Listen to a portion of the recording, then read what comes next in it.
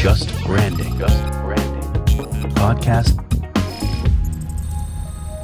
Hello, folks, and welcome to the best of... I can't believe it, Jacob. It's season 3, the best of season 3 with Matt Davis and Jacob Cass. How have I put up with you for this long? I don't know. Mate, I don't know either. And it's a mystery. It's a mystery to us all, but we're here, and what a great season it's been. It's been such an exciting season. We've had some amazing guests on, and what I love, Jacob, about doing the kind of this best of episode kind of at the end of our seasons is we get to look back at some of the amazing things that we've learned, some of the real nuggets of gold, if you like, that we've discovered. And also remember some of the fantastic people we've had on, because ultimately that's what we're doing. We're picking the brains of some of the best and brightest minds in branding. What's your kind of overall kind of impression of what this season has been like from your perspective? I must say it was pretty difficult to choose some of these clips, and going through all of these episodes and just getting little sound bites. It was challenging, but we found some really good ones, and we've kind of put them in order for you guys in some of our favorite clips. So it was a really, really awesome season, and that's why we're still here and they're getting to pick the brains, as you said, of some amazing leaders in the space. So we're excited to share this with you and share some of our favorite clips. We have, I think, probably about 20 of them, and we'll have some commentary along the way. Have a bit of a laugh, maybe. We'll see where it goes. I think before we do that, Jacob, we should, in fact, just say thank you to everybody. Thank you to all of the people that have been involved in the podcast. We couldn't give clips of absolutely everybody. Obviously, all the episodes are there for anybody to look at any given time. But hopefully we'll just give a high-level overview today. But we also want to thank you, our listeners. I think the podcast is getting more and more, and surprisingly, from my perspective, popular. And particularly thank you to all those that have reached out to Jacob and I personally, liked and shared the content, yada, yada, yada. We really do appreciate it. So without further ado then, who should we kick off with, Jacob? We are going to kick off with Hussain. That episode was based on supercharging innovation and creativity. So this little clip is an insight on how to be innovative and think differently. So this is a little exercise that you can use straight off the bat. And I think this is a great way to kick this off, is just how to think differently. And that's what this podcast is about. How do we actually create brands that endure and stand out and actually think differently? So let's get into our first clip. I was browsing your site, and one of them was like the what if question, where it's like, what if Elon Musk was going to design this, or what if someone else was going to bring out this product? I thought that was a really simple way to actually think differently. Absolutely. So that's actually even one of the exercises that I give in my workshops. Like, what if the Pope was to design the next let's say car of 2020 or 2026, 2020, 2030? What would that look like? So you look at things in a much different perspective. What if Superman was to do a store that sold this and that? So it really changes your mindset and it shifts it. But yeah, to answer your question, like other things that I would do or that I did observe, for example, let's say, again, let's go back to shoes, just because I've worked on a lot of shoes. I want to do a shoe that is lightweight and it's durable. So when I started out designing, I would take that shoe and I would just come up with different ideas and sketch and think about the best shoe possible. Being laser focused is really key. So what does the lightest shoe on earth look like? I'm just going to look at lightweight. I'm not going to look at anything else. And then when I just design for lightweight, just design for durability, just design for comfort, then I have a mix of different ingredients in these different buckets that I can eventually start to mix and match. So it's much easier to do that rather than, okay, it's lightweight and it's durable and it's comfortable and it's this and that. It just confuses you. So just breaking things down again and targeting and being laser focused on each, it's super important. So that's one thing. The what if is another thing. I do lots of concept projects. For example, what does a Tesla football boot look like? What does a Mercedes-Benz running shoe look like? So trying to mix these irrelevant things together and bringing them together, that also always gives birth to different kind of innovative ideas. So there you have it. Mindset was a key point that Hussain mentioned, and I love that. And it really is about mindset. How do you think differently? How do you get into a mode where you can focus and come up with new innovative ideas. And the what if technique is really, really powerful. Hussain also has an incredible book by a similar name, Supercharging Innovation. Matt also has it if you want to learn more about it. But yeah, one of my favorite episodes. What are your thoughts, Matt? Yeah. Well, I was going to mention that his book, Hussain was absolutely fantastic in that episode, and his book, The Innovator's Handbook, is a really cool little book if you can get your hands on it. And in that book, he has a really cool quote from Dr. Albert. I'm going to probably say it wrong, Shnett Georgi, and that quote is: "Innovation is seeing what everybody has seen and thinking what nobody has thought." And I think when we're building brands and we're thinking about creating something distinctive that people want to come back to, that they want to experience and they want to kind of gravitate towards, you've got to be different. We've got to be unusual.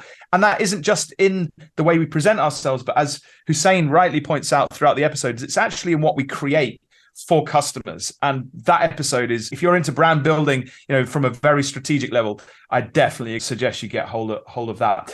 You talk about mindset, and we also have had another guest on called Ezekiel Abramson, ex-Disney executive. He was amazing. We've not got a clip from him now, but again, that's another really interesting episode if you want to kind of dig into the mindset of your team as you're building your brand. Really, really kind of valuable stuff.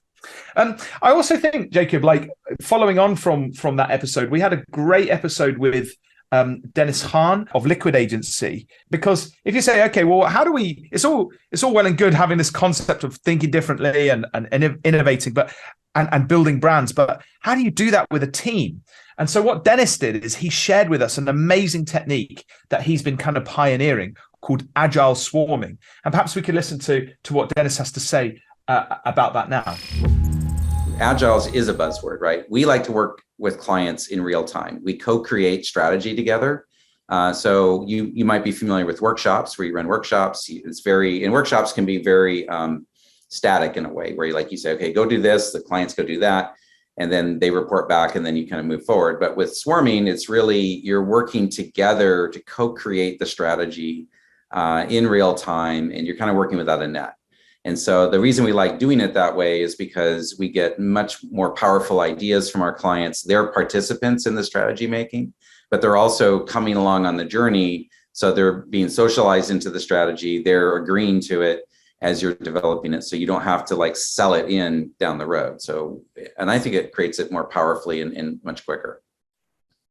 Yeah, no, and I was sort of playing a bit dumb to really kind of tee up the questions. I think Jacob and I are quite familiar. I've run Agile strategy sessions. I did a week, back in the last year with a client. And you're right, it's just such a great way of connecting clients to the thinking and also leaning on their knowledge and folding all that together into this kind of really, really complex kind of way of doing things, but yet such a productive way. What would you say the main kind of problems are solved? What are the main problems that this solves if you get everyone in the room and get everyone swarming as in the way that you've described? Yeah, I think there's a few really key benefits of this, right? The big one is it breaks down organizational silos. So a lot of people that are responsible for parts of the brand or parts of the customer experience, they're sitting in different parts of an organization, and they often don't come together on their own to problem solve. They don't know how to do it. They're not trained to do that. So really, this is bridging that gap and bringing these different groups together. And I think and it allows them to get to somewhere they wouldn't have gotten to independently. So I think that's the first. The second is it allows all voices to be heard. So when you think about swarming, usually if you're just getting people in a room to brainstorm or what have you, or whatever method you use, there's always that loudest voice in the room, driving the conversation, hogging the ball, so to speak, right? And a lot of people just shut down, the introverts and things. So we have a method which allows everyone to get their thoughts out. People work individually to start, then they get into a sharing mode. So everyone's hearing from each other. They're considering things maybe they didn't come up with, and then they're moving into a motion around co-creation. So I feel like that's really important. And then it creates the buy-in, like I mentioned earlier. So all the stakeholders are buying in, whether their specific idea was used or not, doesn't matter, because they've contributed to the thinking. So there's this idea of ownership transference where they feel like I own part of this outcome. And that's powerful, right? Because now I don't have to be sold because I was there. I was part of it. That was a really interesting episode with Dennis, and we could. I know that clip was quite long, but he had loads of kind of nuggets to share around this concept of agile swarming, getting lots of people in the room, setting a very tight timescale, and getting people to focus in on what's next. And I think that ties in really nicely with what Hussain was saying around thinking differently and kind of doing that in a collaborative way. What were your thoughts on agile swarming? Yeah, there's a few keywords in there that he mentioned. Is collaboration, right, is key, as you mentioned from Hussain, like doing it in a silo, not doing it in a silo, working with a team, you can do really amazing things. And to get into this further, a book, Scramble by Marty Neumeier, was the first time I heard about agile swarming and how that worked. If you want to learn more about it, it's a great book. It's a kind of like a fictional book that walks through a team trying to build a project together. So just seeing how people connect and co-create together and how they overcome obstacles, that happens in the real world. It's a really useful tool to use. Scramble's phenomenal, Jacob. It's an amazing book because it puts you in the kind of, it's like, as you say, it's like fictional, right? But it's around like a CEO whose business is kind of going to be going to basically die unless he kind of innovates and repositions the whole business. And it kind of puts you in that mindset of the stress of being a CEO and having to rethink that. Little claim to fame, Jacob, I'm just going to put this out there, that I actually helped Marty proof that some years ago. And I think like literally one tiny idea of mine made it into the book. So I'm just going to claim a tiny little minuscule bit of credit. And the only reason I do that is because basically I said, I can reveal a little bit. I said to Marty, like, the thing is, Marty, in this whole manuscript, because he sent me the early manuscript, I said, there's nothing here about anyone moaning about costs. Because at the time, I was constantly coming up the barrier of people refusing to pay for brand strategy. So there's a little bit of kind of tiny like side point in one of there where somebody who's very negative moans about the cost of this exercise. But there we go. So I can't really claim anything really, but it was a bit of. I'm not really. I mean, I like to think about it sometimes, but let's not worry about that. Let's move on swiftly. Anyway, you're blushing, Matt. You're blushing. Where are we going next? We are going into blands versus brands. So I think that's a good follow-on because you'll hear from Ari, but we talked about the differences between blands and brands. So we'll just play this straight off the bat because she'll get straight into it. Blands are basically a group of brands, mostly coming out of Silicon Valley, so startups that all look, feel, and sound the same. And when you look at these, whether it's a new toothbrush like Quip, or whether it's even a trading app like a Robinhood, or whether it's a mattress, like Casper, they all present themselves in the same exact way. So I understand how this happened, right? You had all the innovation that started to happen maybe 10 years ago was sort of a reaction to the corporate world, a reaction to how, yes, the P&Gs and the Colgates of the world were kind of pushing these very corporate entities and these very big portfolios that consumers didn't even know they wanted or they needed.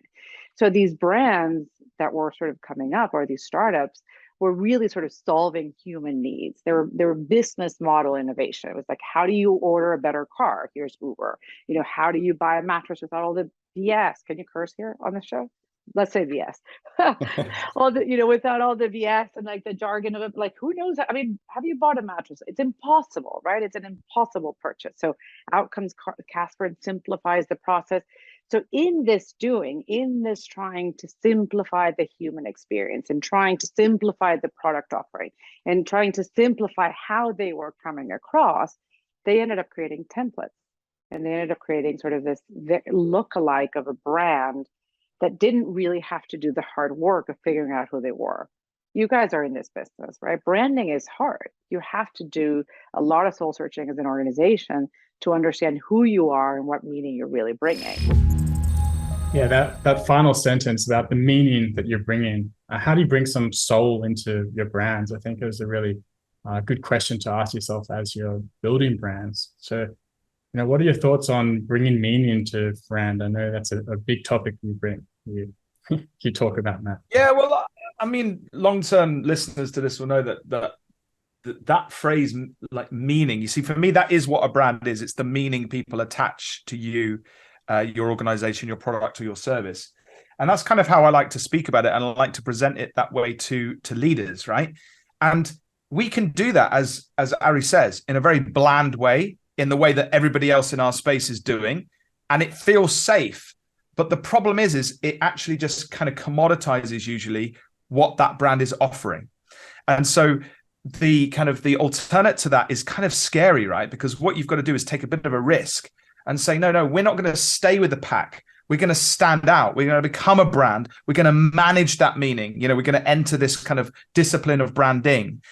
And that's kind of really difficult initially, I think, for leaders who are used to kind of running with a playbook, but absolutely essential if you're looking to kind of create more value, hold on to your customers, create more customers, recruit top talent. It's absolutely crucial. Meaning is everything. I don't think there's a huge place. There is a place for commodity brands, but frankly, it's a race to the bottom. So I think in the global society that we live in, and the global businesses that we live in, I think it's a sure way to lose. The best way is to create a brand and not be bland, which was what that episode was all about, which was why it was such an exciting and useful kind of episode for us to be involved in. Yeah, well said. And our next clip actually talks about how you can do this. How do you actually differentiate? How do you make your brand distinctive in the marketplace? And we had Austin Franke on the show to debunk some branding BS or bull, which was an interesting episode. We had a few punches thrown around and we had a good debate. And that's what we love about this show. We can get different minds, get different thinkers in here and to have a discussion around it. And I think learning from different perspectives and different minds is really what makes us better in the long run. So here are some thoughts on differentiation and distinctiveness. A lot of people, when they practice differentiation, for example, they'll kind of say, well, we're different because of our tone of voice or our personality, or we own this particular attribute. So let's say it's, Volvo equals safety, Apple equals innovative, whatever the case may be. And the attempt is to really kind of own that one attribute. And what category entry points this idea actually proposes is that what you really want to do is you want to be there for all of those different situations consumers find themselves in, as many as possible, especially the most common ones, not the different, unique ones. And the reason why the Ehrenberg Bass Institute comes to this point is because they've done research to study large brands, and all large brands have more category entry points that consumers link to them. So more cues that are linked to their brand when consumers enter into a category. And they're all pretty equally linked depending on which one is the most common. So, sweetness is probably Coca-Cola's most common. So that's going to probably be the most common association that consumers link to it. And then maybe there's thirsty, and then maybe there's a hot day, and then maybe, whatever those might be. What they found is that larger brands, if differentiate or die or differentiation is true, then larger brands should be really strong with one category entry point that other brands aren't owning. And that's not what's found to be true. The bigger the brand, the more category entry points that brand owns, not the more refined those category entry points are. So that was Austin's views on differentiation and category entry points. So I do recommend listening to more of that episode. It's episode 11, I believe, on season 3. About category entry points and how the more you have, the greater the chance of your brand growing. So yeah, it's a bigger topic, but I'd love to hear your points of view, Matt, on differentiation. It was a really interesting episode, wasn't it, Jacob? And I didn't always see eye to eye with Austin on the episode, as you'll see when you go through. And that one on entry points is very, very fascinating because I think that was systematic of that episode. It was Austin was backing things up, obviously, with research and stuff. And I think there's huge credibility in what he has to say. But also, sometimes I felt, and this is me being critical, that he obviously was looking at things from kind of big brand perspective, right? And I think that's absolutely fine. So if you're a big brand, like you were saying, own as many entry points as you can, keep developing that. But where I think it becomes interesting is well, how do you get into that, right? Off the bat, do we have to suddenly, if we're starting a new brand or creating a new product or service, do we have to try and own tons and tons of stuff? Like, I would suggest probably not. Start small, start focused, like we heard from Hussain. Focus and then build out. So it's not that I think he was wrong. I just think my personal view is we need to be cautious as to when we deploy these strategies. And that's just something that I would say. But overall, it was phenomenal, absolutely phenomenal episode. Definitely made me think. Definitely made me frustrated, which Jacob found very exciting. That episode. And, sure. Well, boxing, I'm a nice guy, but I think it's, as you say, it makes us. I always like it when guests come on and challenge us and challenge kind of current thinking, because what it does is it makes us think. And definitely we learn something from all the guests, but I probably learn more from guests that come on with a bit of an edge and like to kind of challenge the norm. That's we love the rebels. Me and Jacob, we are kind of rebels deep down. So hey, bring them in, wheel them in. I think something else you could probably align more with is the distinctiveness, right, versus differentiation. Yeah. So we do have a clip on distinctiveness, so we'll get into that one just now. Brand assets can be a bunch of different things. If you're really curious to see distinctive brand assets done really, really well, look at Geico, look at State Farm, look at Progressive.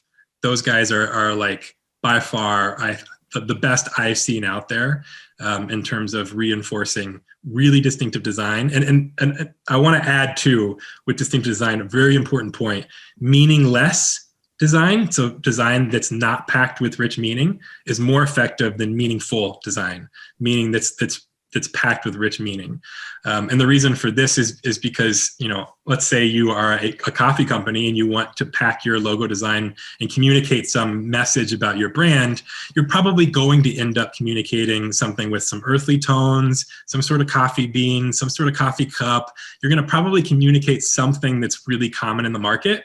And even if you do communicate something that's unique, but or unique in the market right now, but is really commonly associated with coffee, for example, someone can then easily come along and copy you in the future. Meaningless design, like the Geico Gecko, who has nothing to do with car insurance whatsoever, is a much more effective way, because no car insurance company is going to try to come up with their own gecko. It makes no sense. It has nothing to do with car insurance. And there's different levels of that as well. But I'd say also that industry is really good at making sure distinctive assets are incorporated into the storyline of their ads and are present throughout. So there's really no mistaking who's being advertised. Well, there you have it. Distinctive or meaningless. I'm not sure I'm a big fan of that phrase, but I get where it's coming from. Meaningless, right? So some other examples that come to mind is like Heinz, for example, the symbol behind the label. It's a distinctive shape, and that's a distinctive brand asset, just like the Geico Gecko, also incredible. It's totally meaningless, but it's memorable and it works for the company. So I think there's some good little nuggets in there to get you thinking about how differentiation and distinctiveness can work together for a brand. There's different approaches, and like we were just talking about before, like learning about the different approaches, whether or not you're in like the Marty Neumeier camp or the Byron Sharp and Mark Ritson kind of camp, or a combination of both. I think it's about having a breadth of knowledge and understanding of both worlds and seeing what works for each particular example for when you're going about building brand. So what are your thoughts? Yeah, I completely agree with you. And I think, what was said then by Austin was really interesting. And I agree. The phrase is, I would perhaps, also shy away from that. But I think what he was kind of saying is, don't try and. Here's another thing that I see loads of people do when it comes to brand identity is they try and pack everything into every tiny little thing. Like, and Jacob, I know you're a fantastic logo designer, and I look at some of your work and I think, what Jacob's done there, he's simplified that right down, right? And so it isn't meaningful. In other words, there's not shed loads of meaning and loads of bells and whistles and tons of stuff. You've kept it simple. It's recognizable. It's understandable. It's a label, if you like, for the richer meaning which is behind it. But the actual asset is succinct and to the point. And I think that's definitely something that I learned from Austin in that, and it was an excellent excellent kind of point that he made.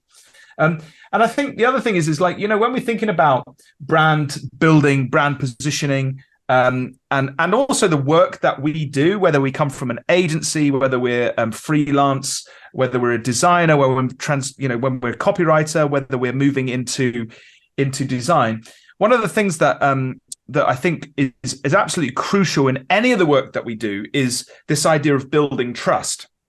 And the episode I wanted to kind of segue into was that one that we had, Jacob, with the guy who wrote $1 Million Consulting, Alan Weiss.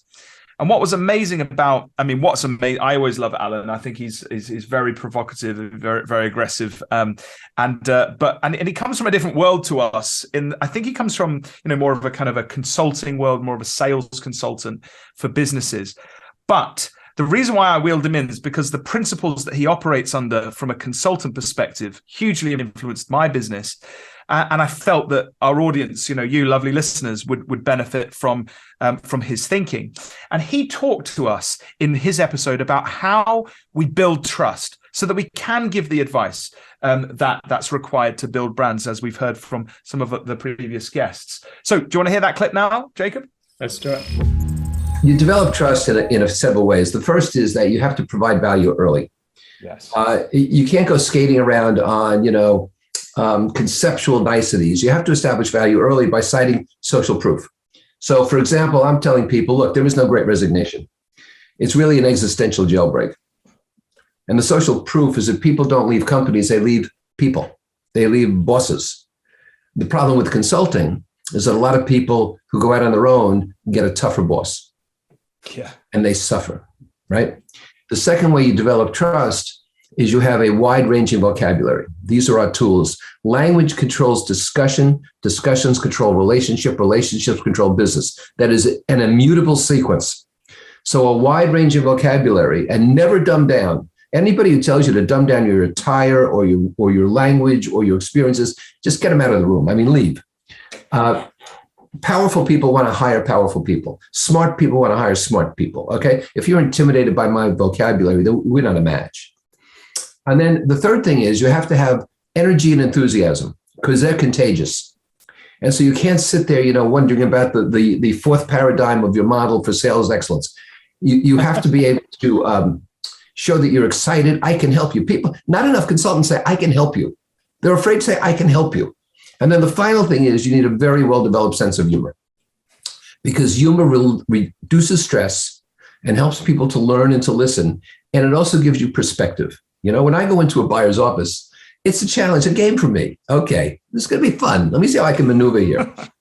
So a buyer says to me, listen, Alan, this firm's never hired an outside consultant, and I don't intend to break that streak. And I say to them, you'd be surprised at how many of my current best clients started the conversation the same way. So now I've reframed that from he's an outlier to he's one of my family. So this to me is fun. That's why you need command of the language. And you have to understand nobody's shooting at you, right? You can't walk out of a buyer's office poorer. The buyer won't take your money. But we're very afraid of our egos being bruised, So those are some of the ingredients to develop trust early. And you have to be highly assertive. Nobody, they got enough yes people around them. They don't need another yes person. Yeah, I just thought that shows you how Alan is, and I just got a load out of that episode, and particularly I was thinking like as we are brand building together, as we're kind of framing strategic thoughts, as we're pulling on experts around, as we go about our daily business within the business, if you like, within the business of branding, it's a great episode just to kind of get a mindset, get some thinking. And what Alan said there around, developing trust, particularly early, adding value early was a huge thing that he advocates for. And when he said, I can help you, how many of us can say that with confidence to customers? We always get this kind of imposter syndrome. We worry about what we're about to say. But we've got to believe in ourselves. We've got to believe in the systems that we're going to bring to bear in businesses. And I think that was a super episode. How did you get on with that episode, Jacob? I love his tenacity, right? And his proof in the pudding, right? He does all those things. He's like provocative. He has energy. He has that enthusiasm. He's got the confidence, and that just comes through. Perhaps bordering on, I don't want to say arrogance, but it's like it's there, and you can get that trust, right? And who cares if they're a little bit arrogant? If they're going to get the job done and you can trust them, like that's what you're looking for. So I think he has the proof in the pudding. And apologies if you're listening. Alan, we just love to offend all our guests before they come on. He'll never come on again now, Jacob. But hey, we had a good time. But no, I think you're right, and I don't know what Alan would say if we put that to him. I think he would say it's not arrogance, it's confidence, right? Yeah, exactly. Yeah, and there's a fine line between those two things, and I think definitely. Definitely for a British kind of culture, right? Some of the way Alan would come across might not be deployed particularly, might not come across in the way that he would intend in our culture, but perhaps in Silicon Valley and some of the more aggressive kind of parts of America, New York, etc., where Alan's used to playing. But definitely a great episode if you want to.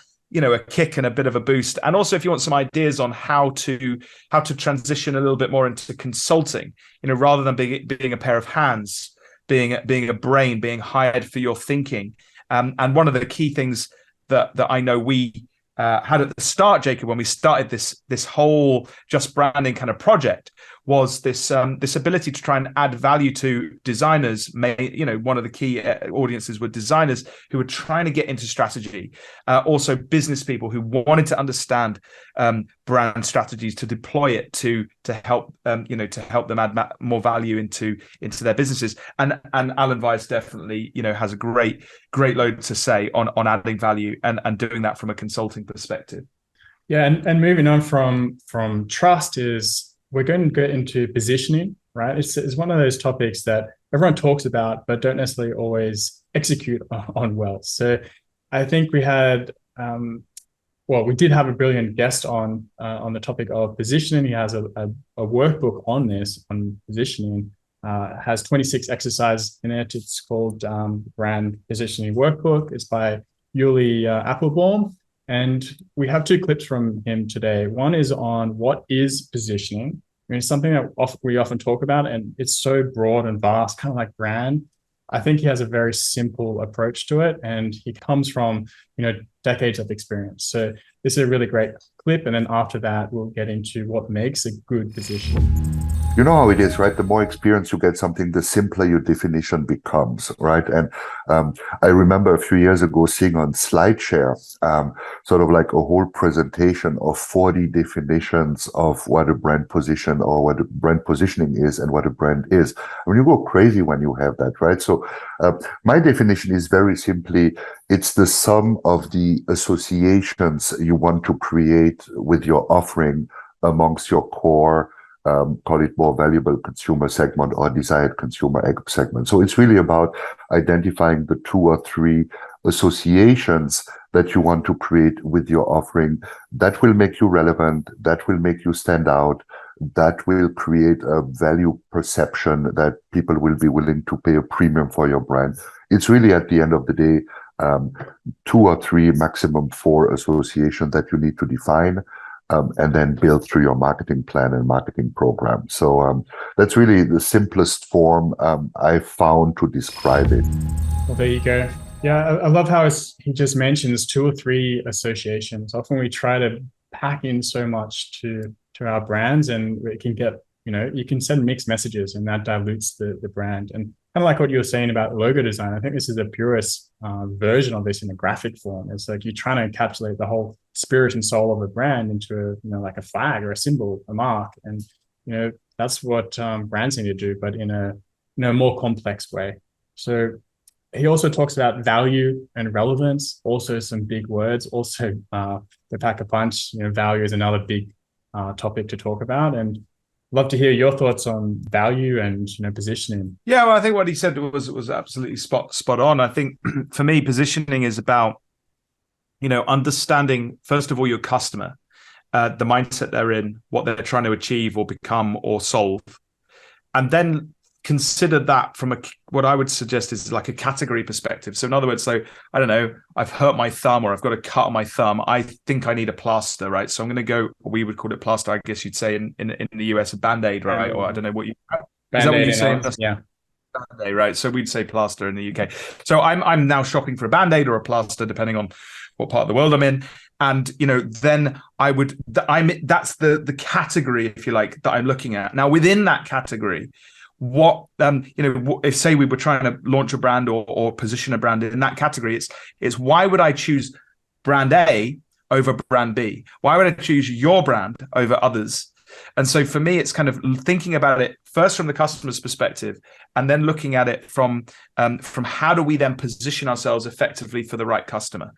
So for example, I can't remember the name of the brand, but there's an amazing brand here in the UK, and I can't believe this has not been done until recent years. But there was a Band-Aid brand, plaster brand, that actually was developing different skin tones of plaster. Right now, I can't believe in the 21st century that is something that's only just being done. But what a fantastic, and thoughtful way of repositioning your Band-Aid brand, other than to offer it to actually probably a large proportion of your customer base in a more relevant way, the same product, but more relevance. So that's an example of positioning in a way for your customer base. Obviously, if everybody then starts to do that, you might need to think of other ways. What is it? The quality? Is it the standard? Is it how you present it on the shelf? What is it? So, and that's in kind of quite a consumer brand situation. So positioning is crucial to managing meaning and to understand your customer, understand your category, understand why your customer should choose you over the others that are in their category. That's easy to do, I think, when it's kind of a consumer brand. Much harder to do, I would suggest, perhaps in more of a B2B setting, business to business setting, where it's not always easy to go, right, okay, this is our category, right? Because it might be much more complex than that. But still, the principles apply. Yeah, absolutely. And you mentioned the three C's there, simple model for positioning the customer, the consumer, and the Jacob category. loves this. I do love it. I'm all about say simplification. Go on. Say them slowly, because I just cut across you. But I was just going to say, folks, Jacob loves this. It's literally is in his brain all the time. Go for it, Jacob. Well, that's how I think about positioning. It's like literally the blend of those three things. So, but anyway, we'll get into what Ulli has to say about the best positioning. So here's another clip.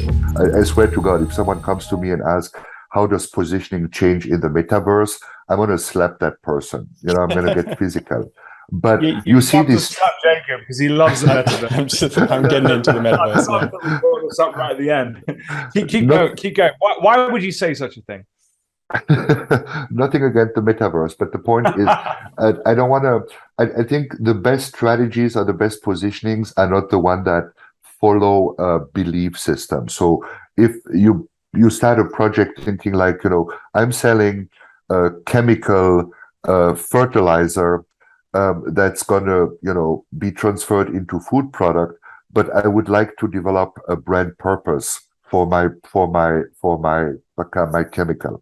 No, you don't, or everyone wants to be relevant culturally. So cultural branding is a big trend we've seen over the last 10 years. And nothing wrong. Brand purpose, cultural branding have their place with the right brand in the right context for the right consumer segment. But going from the get-go and saying your solution is going to be a purpose. Well, but my chemicals, I don't want to talk about them because they're illegal in half the states.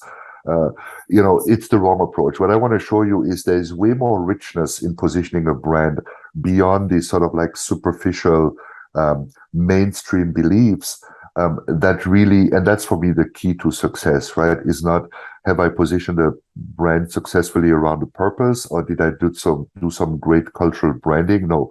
Did I carve out a unique position that is relevant to a consumer segment that gets my client's brand to grow? That is my benchmark. So really, there is a richness in the book that allows you to go beyond the superficial thinking. Now, if you guys, sorry, I listened to some of your podcasts, but I didn't see the section that say we only do brand purpose. If that's sort of like your motto, the book might not be that much for you. Or if that's your mindset, the book might not be for you, because it gives you way more options to position a brand in a relevant fashion. So that's my little crusade against the superficial thinking in the industry. I stopped my rant now.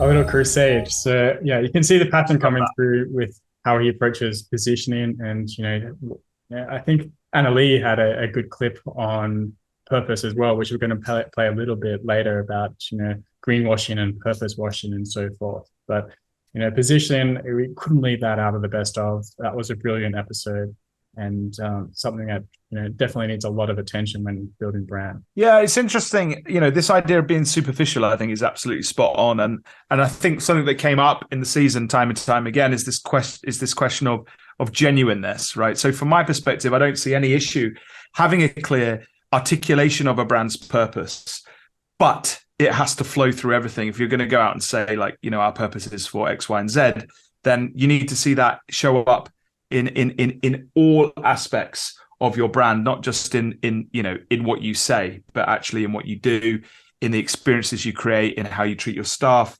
and so on and so forth.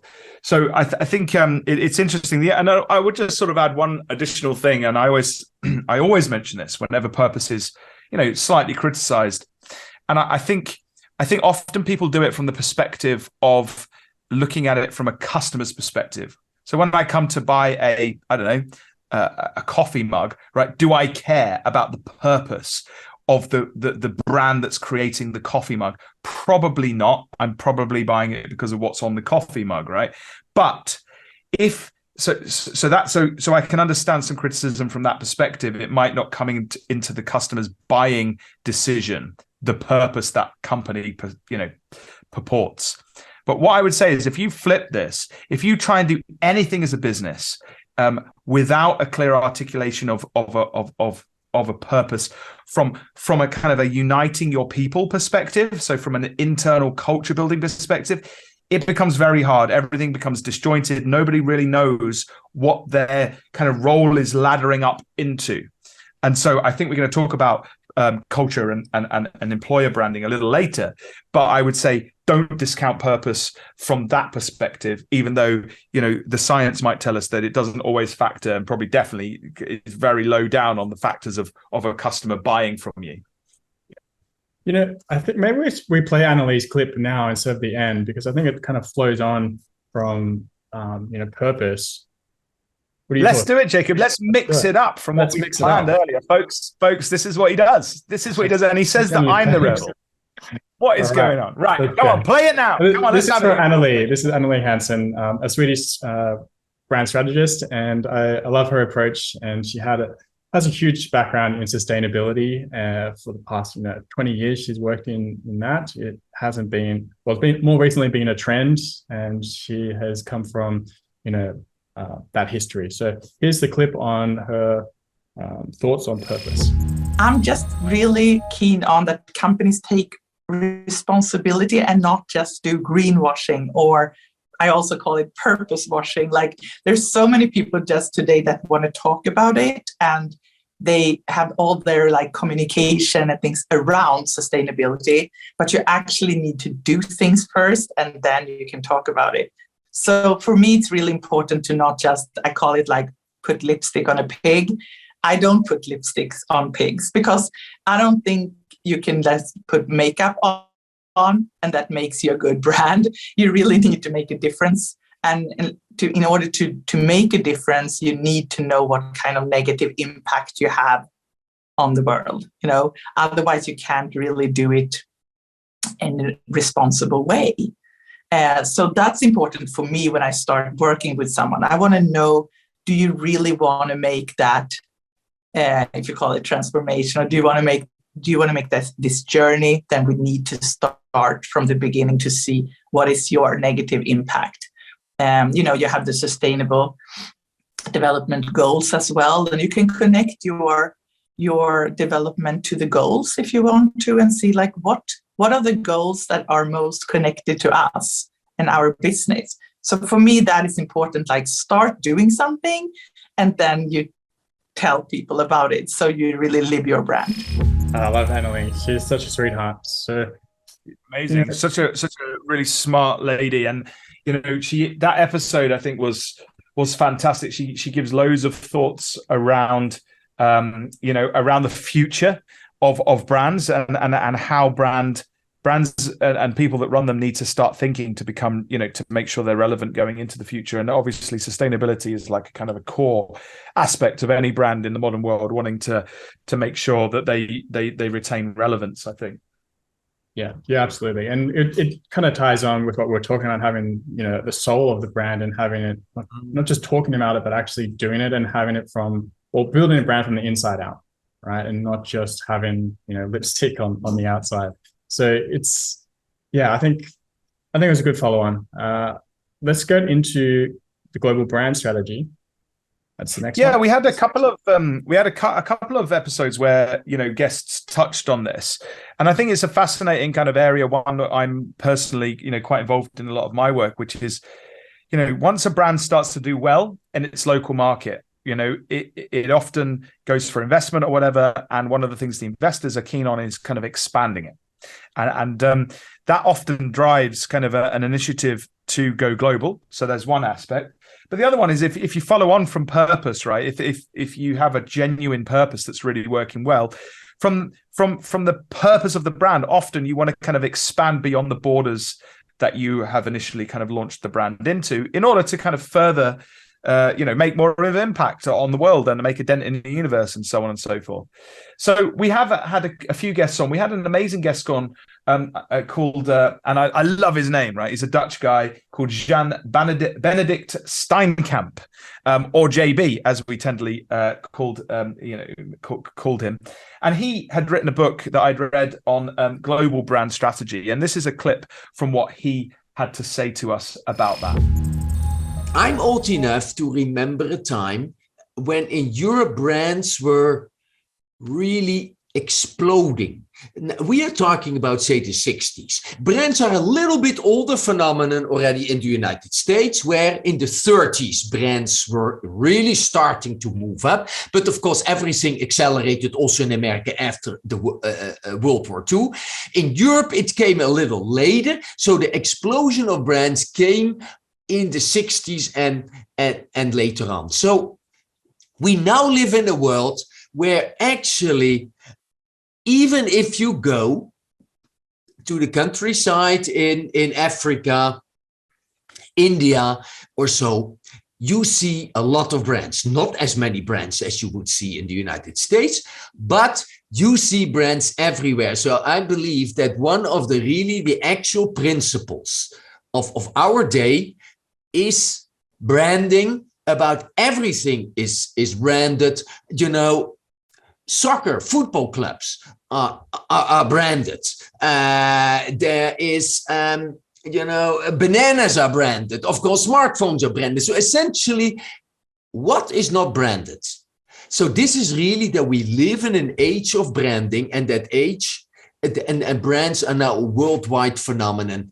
So managers have to grapple with the challenges of brands are important. For many of us, the global marketplace is much bigger than the local marketplace. In the United States, that's a little less the case than in most other countries, but the size of the US market versus the non-US, the overseas market, has shifted towards the overseas market, meaning that for any country, the overseas market is huge. So how to deal with that? That's what the title is about.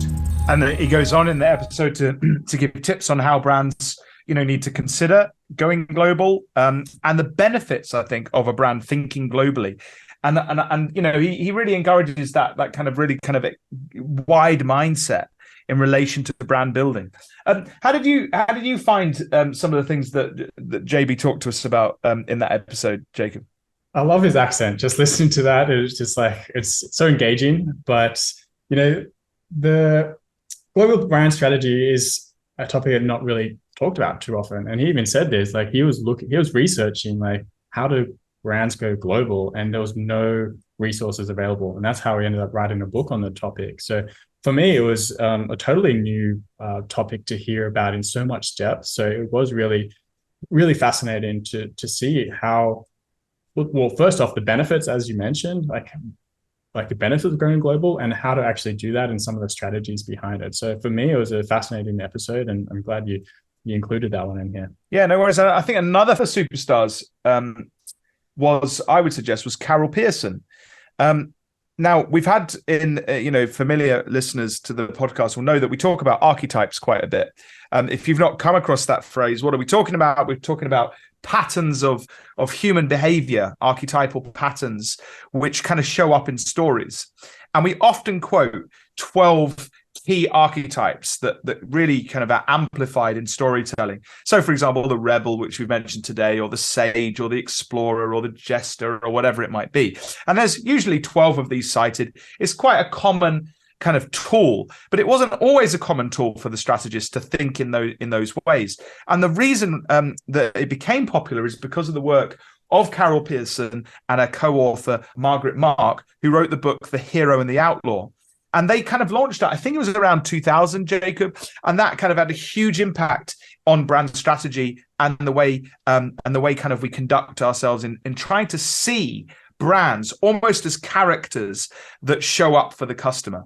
And so I thought it was a massive honor to have a conversation with Carol Pearson.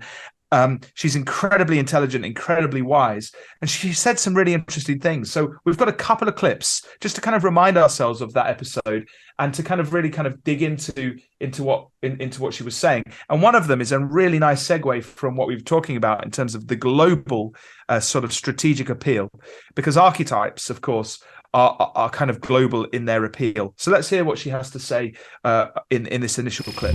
Now, you may have to, if you were using a particular archetype in another country, you may want to see the difference between the stories they tell within that archetype and the figures they use, like the difference between a European or American soldier and a Japanese samurai.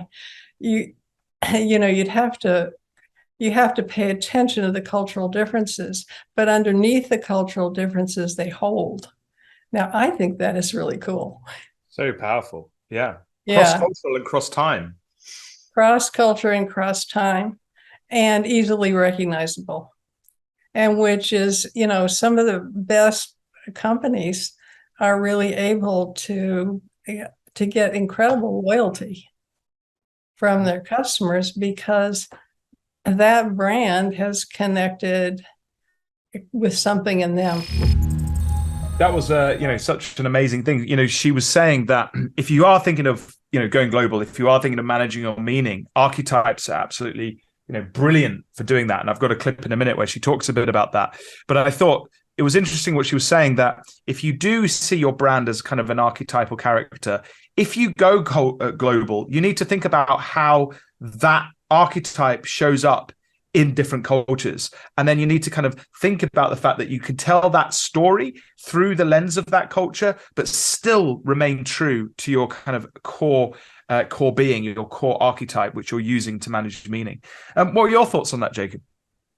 In general, archetypes, when I first heard about them several years ago, I was blown away. I'd been in branding for so long and had never really come across this. And now that now that I'm aware of it, you can actually see it in so many different brands, and you can see how they're using these archetypes, and sometimes combining different ones as well. But it is such a powerful tool.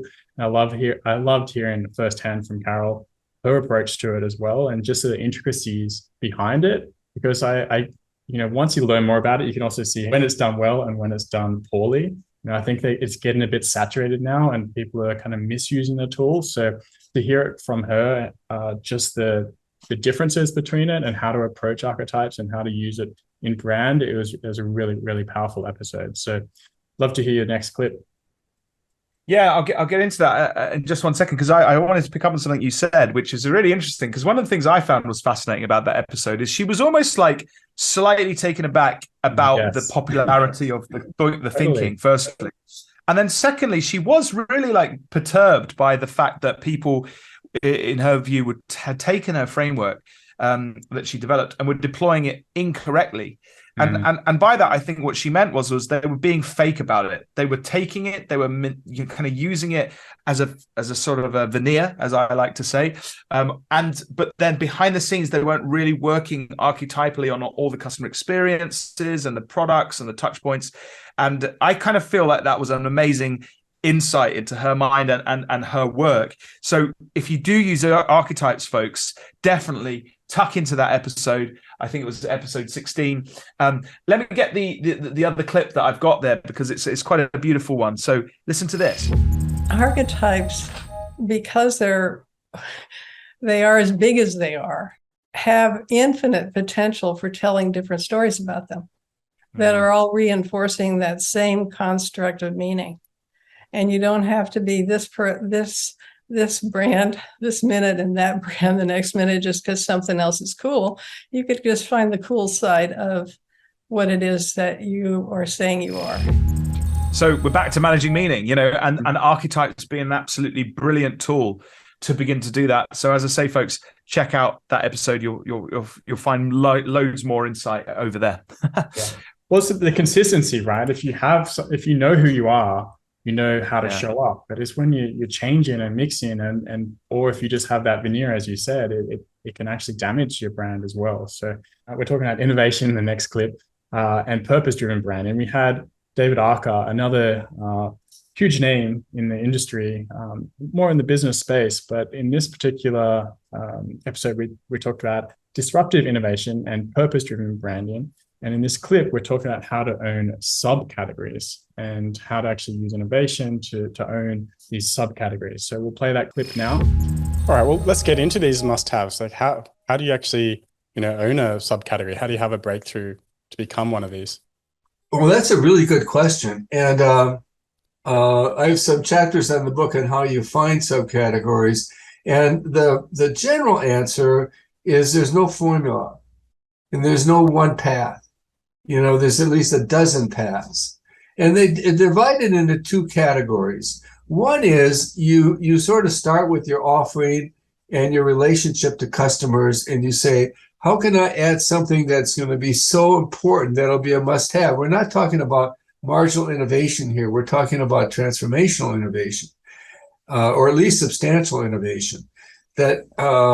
So you again can be product oriented, can be hardware oriented, but it can also be service oriented.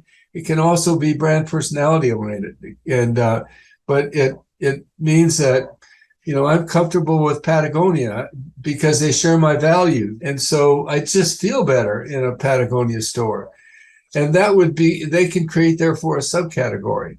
So the other source of must-haves is the marketplace. So you look at the customer experience and you examine it, and Matt, you've done this dozens of times, I know, and you find out sore spots where the customer is frustrated. It's not a good experience, and if you can correct that, if there's some way uncomfortable with you or your product, then you try to correct that, and that can lead to must-have. So that's sort of the marketplace-driven source. There you have it from David on how to own a subcategory. So what I found interesting there was how you approach it, right, through the lens of the customer, solving a customer's problem, more or less, and innovating around that. So, that was a brilliant episode, worth listening to, especially when it comes to innovation and purpose. Yeah, really smart. I love his concept around must-haves. That's a big question I think everyone should kind of ask. Like, how could we create something that our customers must have that no one else has, right? They must come to us for. Really smart way of looking at it. And, David's obviously an absolute legend, written loads of books. I think he's been dubbed the father of branding. So if you want to kind of get some insight into someone, and what I think is amazing, Jacob, is he's constantly he's constantly thinking of new strategies, of new ways of thinking. He's sort of involved in his own agency called Profit, and he's constantly kind of reviewing and working with his team over there. So he's got a new book out, I think, just this year. And there's a new book every week. Every week. Yeah, for sure. There's not many people who have written as many books as he has on branding. So definitely check out that episode, folks. Fantastic. And I think one of the things that we found in this season is at least a couple of episodes, but quite a few episodes touched on it, but two focused on it. This concept of culture and the relevance of that in brand building. So I've got two guests that I kind of want to bring to everyone's attention and highlight. The first one is my good friend, Meg Kypena. And she has some amazing things to say on kind of managing corporate brands from the inside out. So she kind of gave a lens from how to manage brands as a corporation and how that worked internally. And then I want to play some clips in a second from the wonderful Josh Levine, who's written the book Great Mondays, and how he deploys kind of culture design and how that links to brand strategy. So here's first of all one from Meg. Well, a lot of the questions are, well, what is this going to solve? Like, internal branding, isn't that something that like HR does, or, what have you? And the three big, huge things that internal branding solves is alignment, right? A clearer message, okay, that's much more on brand, and consistency in its execution. So that was a quick one that I thought I'd mention, this idea of alignment, clarity, and consistency, really crucial to thinking about brands, both strategically and from an execution perspective. And Meg's episode goes into that really, really well. And that really kind of segues into this concept of culture. So I'm going to just play a couple of clips from Josh Levine. And then perhaps I'd love to get your thoughts on it, Jacob, as we go through. And that kind of idea did not give that episode justice. That was too short. I know. Well, we're running out of time. Sorry, Meg, but we've got to squeeze things in. But yeah, no, it didn't. You're absolutely right. Meg has a load of insights into kind of how to manage a brand from the inside out and how crucial it is. And what I think is amazing about Meg is she works with some really big organizations, some big corporations globally, and her insight into the complexities of that and how she kind of goes about things is just super interesting. But it is about building a culture around your brand and making sure that comes out. And so this is Josh Levine now on the benefits of thinking about culture in relation to brand building. Yeah, well, like I said, in order to deliver on those brand promises, those big aspirations, the incredible logo that is imbued with meaning and the messaging that makes us want to pay attention, we need to make sure that all the people in our at the business understand that as well. And that doesn't just happen by handing them new business cards. That was sort of the first step, but we need to take it a little bit further now, because customers are more likely to be interested and be able to have access to what happens inside the company. So if you have a bunch of unhappy employees, you can't advertise your way out of that. And so what you need to do is really instill this inspirational message. And just like you said, we start with purpose. Purpose is the center point. And, you go out from that, that's brand, you go inward, that's culture. And so that's the starting point. Purpose is the inspiration of that. And that is ultimately what we're hoping for. And I was thinking, culture is when you think of this concept of culture and this practice of culture, it's really the vessel for in which we start to add different ingredients that we can begin to see how we want that, like what is it that we want our people to do. And ultimately, when you think about like the one thing, why is culture important? The one thing to understand is that culture is all about choices. So like I said, definition, cause and effect of every choice that we make. It's all about behaviors. So here's a system, here's a vessel that's going to allow you a way to understand, define, and then help the people inside your organization choose to make better decisions. I think Josh is a phenomenal force to be reckoned with. This whole concept of culture being the cause and the effect of all the decisions that's made, and that should be centered and laddered into the brand and the purpose of the brand, I think is really, really clever. And in a second, I've got a clip on his framework, because I think it was so useful to just listen to him run through that. What were your thoughts on that, Jacob? Because again, I don't think that's a sort of something that many sort of people focus on when they think of branding. They think of the outward appeal from a marketing perspective, if you like, or from a positioning perspective. But culture came through in some of the episodes of this season. Any thoughts on that? Yeah, I liked his approach with when he said inspiration, the purpose being the inspiration to get the culture moving. And I think that lens is a good way to look at it. Like, how can you inspire the culture, and how do you get people on board? And that's what purpose does. That's how purpose works. So I think that was a great lens to look at it from the inside out, kind of like what Meg was saying as well. And when you say cause and effect, I just think about that, not just in culture, but in brand building in general. Like, everything you do and not do as a brand affects your brand. So you want to make the experience as best as possible on all the different touch points, both internally and externally, to create a powerful brand. So that's that's my thoughts. So true. Let me play a second clip from Josh, because, as I say, his framework was really interesting. So just wanted to kind of just highlight that. So it's a system. It's a cyclic system, right? It's a cycle. Purpose, values, and behaviors, recognition, rituals, and cues. So let me break it down for you. The first three are about the design aspect. So if you have a map on the wall and you say, we want to go here, that is the definition of where we're headed. And that's what you got to do first. You've got your purpose. So I'm sure you've talked ad nauseum on this podcast about purpose. Purpose is that big aspiration. It's an inspiring statement. It's so big that you will likely never achieve that goal, but it's the thing that's going to rally everybody to the cause and motivate, give you that energy to get there.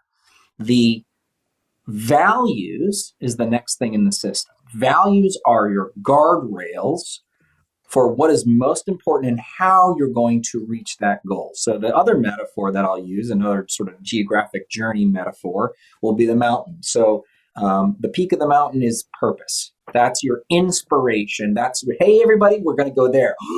That's amazing. If we ever got there, that'd be incredible. That's so high, right? Like, that's the view must be incredible. Yes, absolutely. Now, you got to keep your team safe, and you got to say, look, here's how we're going to get there. I'm going to describe that path to you, and I'm not going to say it's exactly here, here, here, and here. I'm going to give you a wide berth, but I'm saying don't go over here and don't go over here, because you might fall into the crevasse, or you might cheat and take the gondola to the top. We don't want to do that. So values are the key, and you have to have a limited number. The whole point about values is that it's an exercise in prioritization. So you got to have 5 values, but I'm trying not to go too deep in that. All right. So values are the guardrails. And then the center point, we talked about behaviors. We define values through behaviors. So that's the first part. Why are we going? How are we going?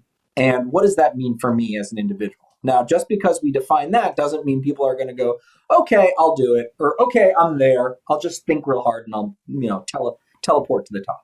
So the second 3 are about the activation or operationalization of your culture. So that's recognition, rituals, and cues. So he goes on in the episode to go through all of those things. Really interesting, fascinating chap. As I say, brilliant author of Great Mondays, the book. And, if you really want to level up on your sort of strategic work and really kind of leverage the culture and do it inside out, I definitely recommend checking out Josh Levine. Absolutely. And he was talking about culture design, but so many of those elements relate back to brand building, right? Sure. Design, purpose, values, they're all integral to building a brand inside and out. So yeah, it is a really brilliant episode. We have one final clip for you. It is a bit of a left field one. It is from an episode focused on Web3, NFTs, and the Metaverse. We had a little teaser from the Metaverse before. We had Kolias as a guest with us to talk about NFTs and Web3 and so forth. And NFTs aren't going anywhere. They are here to stay. They're going to be more subdued into culture, but they are here to stay. The crypto at the moment is getting a bad rap, and it's at a big dip right now. But I think it's important to consider for brands and the future, because NFTs are going to be integrated into them in the future. So this little clip talks about the benefits of why people buy NFTs and why it's important for brands as well to consider. And that'll be the final clip for our best of season. It's just to think about the future. I think we've looked at a lot of different things, from innovation to agile swarming, positioning, history of brands, archetypes, subcategories, culture. So we've covered quite a lot of ground in this season. It's been incredible. And let's get into this last clip to understand why NFTs are important for brands. There are 5 reasons, and the brands understand those reasons why people buy NFT. There are 5 reasons, okay? So let's go with the first. It's people who appreciate creativity and art. I mean, somebody who doesn't understand design or creativity, they wouldn't be able to understand how to buy a Bored Ape or a CryptoPunk or, something of design. They don't care. So you have to appreciate the creative aspect, the art, okay? It signals status. It's very strong. The status thing is very strong here, because once you find a big project in the NFT world that you can, relate to for your own reasons or for the market reasons, say, I need to be a part of this, and once what it means, like, I'm going to get this artwork and I'm going to showcase it and I'm going to feel good. Status, boom. Make a profit. It's one of the elements why people buy NFTs, So the brands are for profit. They're not non-profit, So the brands, they're just not showcasing things. People in the NFT world, they buy, the flipping, the reselling, So there is the profit is huge here. It's huge. But another interesting element, so we have 3 right now. We have the appreciate creation and creativity and art. We have the signal status, and we have the profit making, make profit. The 4th one, I think it's beautiful one, is support the cause. Support the cause. That's interesting. Or a creator, So let's say somebody, he has aspiration, has a big project, or he wants to sell the NFT so he can build shelters for homeless, right? With his money. People will say, you know what, that's a beautiful thing. And because the transactional element here is so transparent, there's no shady things here. You put the money and those money are going to be allocated exactly for the cause you have assigned the money to go to through decentralization, all right? And through the blockchain. So, or support the creator, because the creator say, guys, let's say I'm broke, please help me, and I'm a friend of yours. So yes, we create any kind of cause, any kind of possible thing you can relate to. So that's a very big part also why people buy NFT. And the last one, there may be more though, but these are the ones that I have identified, is to join a community. Join a community with other people who like Bored Apes. Join a community who like the specific art that I like. Connect with the people based on the similar, variables and the similar traits of the world. So that's how we connect with each other. We need to have a connecting tissue element. Otherwise, there's no reason to connect with somebody who has different ideas. I mean, we can say hi, we can be friends, but there's no reason to connect further. But the people that they're in the same the community, that's a big factor. Join a community is huge in the NFT world. So everybody, when they try to build an NFT project, they try to build a community around the project, around themselves, the brand, the cause. So everything is interconnected. Yeah, so understanding why people buy NFTs, the love of art, creativity, status, profit, support, and the community, 5 big things. The one that stands out for me there is status, because, often we're rational creatures and we buy based on emotion and feeling. It shows our identity, and that's why we often buy things everyday things. It's a symbol of ourselves. So, NFTs are a big part of that. And I think, as brands grow, that it's just going to be, that status symbol is going to be a big part of that as well. From the other lens, if you're creating NFTs or integrating them into your business, that profit side of it and having a greater connection with your community, even supporting a cause, right? There's smart contracts. So we recently brought out a Web3 brand called The Forest, which had NFTs in it. But whenever someone bought out NFTs, when they bought it, it automatically donated to a cause where we would plant trees, right? So it's in the smart contract. So those sorts of things, the technology behind it on the blockchain is what's really, really interesting. And that's something brands should be paying attention to. How can they integrate into Web3 moving forward? For all of those reasons. So community is a big part of that as well. And, tribe building and all of that. There's so much interconnection with brands and NFTs and Web3. It's just a new exciting space that, I'm really passionate about. So I know, Matt, your head's kind of blowing up. I can't pretend to be to understand every aspect of it, but some of the kind of the key principles that I kind of think were that came out of that episode were fantastic. And you mentioned and I see the relevance, I guess, is what I'm going to say, going into the future, right? I definitely don't think we've seen the end of it. I think where I'm finding it really interesting is where NFTs kind of impact normal life, if that makes sense, like reality. So there's kind of, this idea of trust is a big thing for me. So if I buy something physical and an NFT kind of connects with it, I think, in terms of a certificate or something like that, do you call it, a wallet or something? Or I don't know these things. Yes. Oh, wallet. Yeah. Someone slapped me. I feel like a granddad. But the point is that, as a consumer, I can see the trust coming. The blockchain builds some trust in that whole process. No one can edit or change things.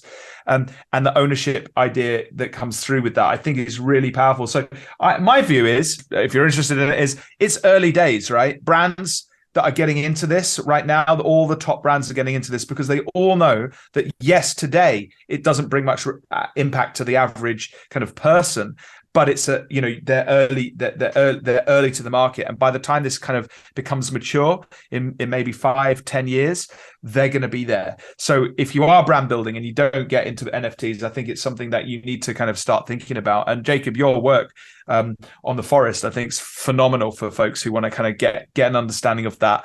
And if I had the inclination, I'd definitely be signing up for that. But frankly, my brain is too full at the moment of other stuff. But I do advise my clients, get into particularly if we can see a strategic reason to start investing in that research and start bringing NFTs into the offering, and to work out how you can make NFTs work for your brand.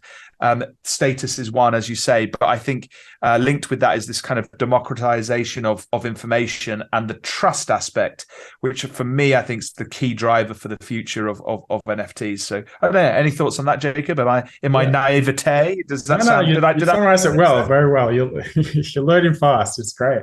No, you're completely right. That trust is a big part of it, and I think that greater connection with your customer and showing up for them in a new way is incredible. And you're absolutely right. It's super early days, but you don't know what you don't know, and if you're unaware of the possibilities, then you just won't go there. So if you educate yourself about the possibilities, ideas start happening, right? Because you can see how it integrates with your business and the potential. So yeah, at minimum, educate yourself on what it is and how it could benefit you. You may not be ready to act on it now, but it's definitely good to think about. So that's basically where I'm at. Like I'm not buying wallets and doing all that stuff. I think it's the access to it is actually quite complicated, which is why you set up the forest and you've got great tutorials which lead people towards it. But I think once those barriers to entry into that kind of marketplace come down, whilst brands kind of innovate with it, make it more and more relevant, it's going to be the future. And something tells me, Jacob, that if we can pluck up the courage to do a season 4, we'll definitely have some more insights and guests to come and speak to us about that next year. So I guess we got to wrap things up. What an amazing array, though, Jacob. As we were listening to, I thought what an amazing array of really talented guests that we've had on from all across the world, right? From across America, across Europe, from the UK where I'm from, or from Australia where you're based. Amazing that we've had such a global kind of approach. So thanks again. I'll reiterate it. Thanks to all our guests that have come on. If we haven't had a chance to kind of summarize your episode, it's not it's nothing personal. We're just really grateful for all of the great insights that have come, and these were just the ones that came to mind as we kind of summarized. Thanks, listeners, for your input. Please do like, share, and connect with us. We really, really do appreciate it. We're getting a lot of traction. We're having folks approach us to go on the podcast, which is always interesting. And we're always open to kind of if you feel you've got something to say, come and let us know. But ultimately, this podcast is all about helping people get to grips with brand strategy, business strategy, repositioning and creating meaning in a market. So keep listening. We're going to have some more. Hopefully, we're going to do season 4 if Jacob agrees to it.